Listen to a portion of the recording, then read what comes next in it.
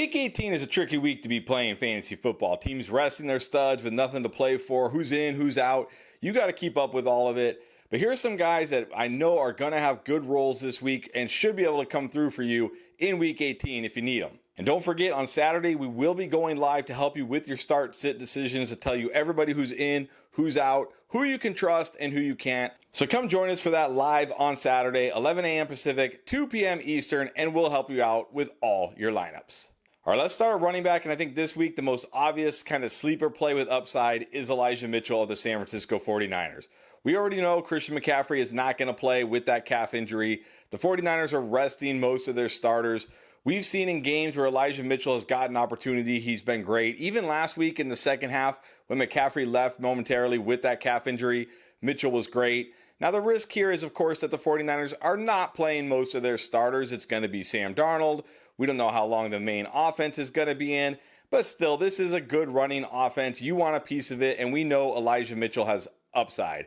Also, you may look and say, well, this is a tough matchup. It's the Rams. They're very good against the run, and you're right. But the Rams are also probably going to rest their starters. We already know Matthew Stafford isn't playing. Cooper Kupp isn't playing. Kyren Williams isn't playing.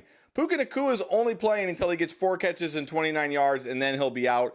I'm sure most of this defense is going to play very little or rest, so Elijah Mitchell could be going up against second stringers this week. I think Elijah Mitchell has tons of upside, especially if you've been riding CMC all year. If you have Elijah Mitchell, you could probably just plug him in. And if you got Devin Singletary, I think this is a great week to play him as well, because we know this is a guy that's going to play the entire game. The Texans are a win and in situation. Win, and they're in the playoffs. Lose, they can still get in, but they need some help. They're going to be fighting for this win as hard as they can. He gets a great matchup this week against the Indianapolis Colts, who are allowing the 5th most points to running backs. Devin Singletary has been an absolute workhorse down the stretch. He's been the guy. Dameon Pierce barely involved. 80 yards last week in a tough matchup against the Titans. Now he gets a much easier matchup this week. He has touchdown upside. And like I said, the good thing here is you know the Texans are playing to win. He's going to be in there the whole game. You don't have to worry about him getting sat. And in Week 18, that is a good thing.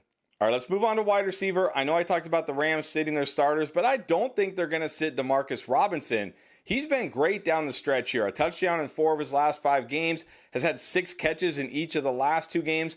I think he's still going to be out there for most of this game because you can't sit everybody. I mean, you need to still start people and play the game. He's their number 3 wide receiver. I don't think they're going to view him as like a huge loss if something freakish were to happen to him. I think we're going to see him play pretty much the whole game. Now, unfortunately, it's not going to be Matthew Stafford at quarterback. It's going to be Carson Wentz, which isn't great. But still, he's in this Rams offense. He's going to get targets. They have to throw it to somebody. I already talked about it. No Cooper Kupp, no Kyren Williams. Very little Puka Nacua in this game. Demarcus Robinson likely going to be the number 1 wide receiver this week for the Rams, and he's been good. So if you picked him up, keep rolling with him in Week 18. He should continue to produce. As should Darius Slayton. I put him on this video 2 weeks ago against the Philadelphia Eagles, and he came through, and now he gets the Philadelphia Eagles again. In the 2 games since Tyrod Taylor has been renamed the starter, he has 7 catches, 196 yards, and 2 touchdowns. Tyrod Taylor is not afraid to chuck it. He's got an arm, and he'll take shots. This is good for Darius Slayton. This guy is a home run type of play, which you might need in Week 18. And like I said, he gets the Eagles again, who are awful against the pass, awful against wide receivers, and he just went for 3 catches, 96 yards, and a touchdown against them just 2 weeks ago in Philadelphia. Now back at home in this matchup, Darius Slayton has a ton of upside, and the Giants are not going to rest anybody. He's going to play the whole game. Another guy with tremendous upside that you don't have to worry about getting benched after the first quarter or at the half. The quarterback position this week is going to be a nightmare. I mean, no Patrick Mahomes, no Lamar Jackson, no Brock Purdy, no Joe Flacco. I mean, so many quarterbacks are going to be benched or barely play this week. This is an absolute nightmare and another example of why you should not play in Week 18. But you're watching this video, so you're playing. What can you do? So here's a couple guys I think you can consider, starting with Nick Mullins of the Vikings. Got benched last week for Jaren Hall. That only lasted a half, and then he was back in there. Kevin O'Connell has already said this guy's starting for us. Now he gets the Detroit Lions, who he just played 2 weeks ago, where he went for over 400 yards and 2 touchdowns. Now, yeah, he also threw 4 interceptions, but That's what you're going to get in week 18 with guys like Nick Mullens. You got to take your chances here. The Vikings technically are still alive in the playoffs. If they win and get some help, they're in. So they're going to be fighting.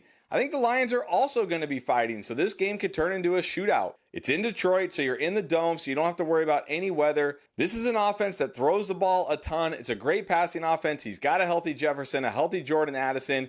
He should be able to put up numbers against this Lions defense. If you lost one of those quarterbacks I already talked about, or you're worried that your quarterback might only play a quarter or a half, go look at Nick Mullens on the waiver wire. He's got upside. And I hate to say it, but I think Derek Carr has upside too this week. He has 10 touchdowns and only 2 interceptions over his last 4 games. And now they're at home against the Falcons, also in a must-win situation. Now, it's not a win or in, but it's a win, get some help, and you're in. So they're going to be fighting and trying to win this game. Now, the Falcons aren't the best matchup for quarterbacks, but again, he's at home. He's got weapons. He's been playing great, and they need to win this game. So at least with Derek Carr, you know he's going to be out there, and the Saints are going to be trying to win. And in Week 18, that's pretty much the most you can hope for at this point. Now, my worry here is that since it's finally a must-win game, and it matters, Derek Carr is going to lay a huge egg, turn into a pumpkin, and be horrible, because that's what Derek Carr does when the game is actually on the line and when it actually matters. But I think you got to take the risk anyways with Derek Carr because he's been so good, and we know the Saints are going to try to win. They're going to play hard the whole game. And again, in Week 18, that's huge. Speaking of the Saints, you got to feel great about Juwan Johnson at tight end this week. Tight end, another position where we may not see a lot of these guys or barely see them. Travis Kelce needs 16 yards to get 1,000 yards, and then he's probably not going to play anymore. David Njoku not going to have Joe Flacco. Is he even going to play? Isaiah Likely, no Lamar Jackson. Is he going to play? I mean, so many tight ends that you rode down the stretch just aren't going to give you anything this week. So take a look at Juwan Johnson. He's scored in 3 straight games. He's been good for this Saints offense down the stretch. Talked about how I feel about Derek Carr. And he actually does get a good matchup against the Falcons, who are allowing the 9th most points to tight ends. Again, the Saints are going to be trying to win. They need to win this game. They're at home. If you've lost one of those tight ends, or you're worried your tight end may barely play, or you're worried about his QB, go out, grab Juwan Johnson. He's still on a ton of waiver wires. He has upside in Week 18.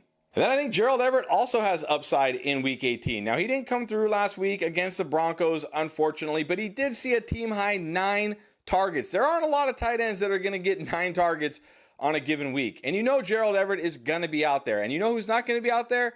Keenan Allen, and probably Josh Palmer, because the Chargers have nothing to play for. There's no reason to play these guys in Week 18 in this meaningless game, but the Chargers are still going to play hard. They're still going to try to win. They're still going to try to finish the season on a high note. If Gerald Everett is going to get 9+ targets, he's got tremendous upside. We know he can always score a touchdown.